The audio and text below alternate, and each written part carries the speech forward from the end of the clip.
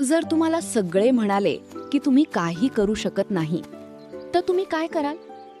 एका सुंदर जंगलात खूप सारे पक्षी राहत होते. सगळे पक्षी आकाशात उंच उडायचे. पण एक छोटासा पक्षी होता, चिंपू. तो इतर पक्ष्यांसारखा उडू शकत नव्हता. तो खूप प्रयत्न करायचा उडण्याचा, तरी त्याला उडता येत नव्हतं. बाकी पक्षी त्याची मजा उडवायचे, त्याला हसायचे. तुला उडताच येत नाही, तू कधीच आकाशात जाऊ शकणार नाहीस, असे चिडवायचे. बिचारा चिंपू खूप दुःखी व्हायचा आणि एकटाच बसायचा. त्याला खूप वाईट वाटायचं. एक दिवस तो रडत बसला होता. तेवढ्यात एक म्हातारा पक्षी त्याच्याकडे आला.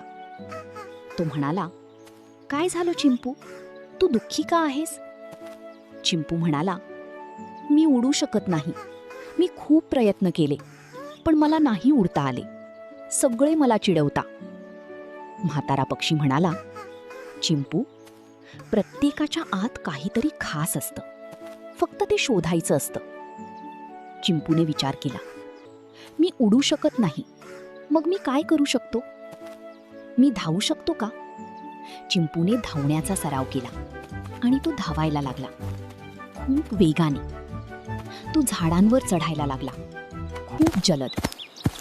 हळूहळू तो जंगलातील सगळ्यात वेगवान आणि चपळ पक्षी बनला. एक दिवस जंगलात थोडी आग लागली होती. सगळे पक्षी घाबरले होते, कारण त्यांची अंडी घरट्यात झाडांवर होती.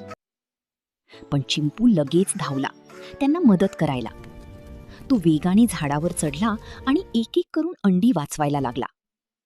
सगळे पक्षी आश्चर्यचकित झाले आणि म्हणाले, "आम्हाला माफ कर चिंपू, आम्ही तुला खूप चिडवले, तरीही तू आमची मदत केलीस. आजपासून तू एकटा नाहीस, आम्ही सगळे तुझ्या सोबत आहोत." म्हातारा पक्षी म्हणाला, "आपण उडतो, पण चिंपूच सगळ्यात धाडसी आहे." चिंपू खुश झाला आणि त्याला कळलं, आपण सगळे वेगळे असतो आणि तीच आपली ताकद असते. चिंपूसारखी तुमच्यातही खास ताकद आहे. अशा मोटिवेशनल स्टोरीजसाठी चॅनलला सबस्क्राईब करा.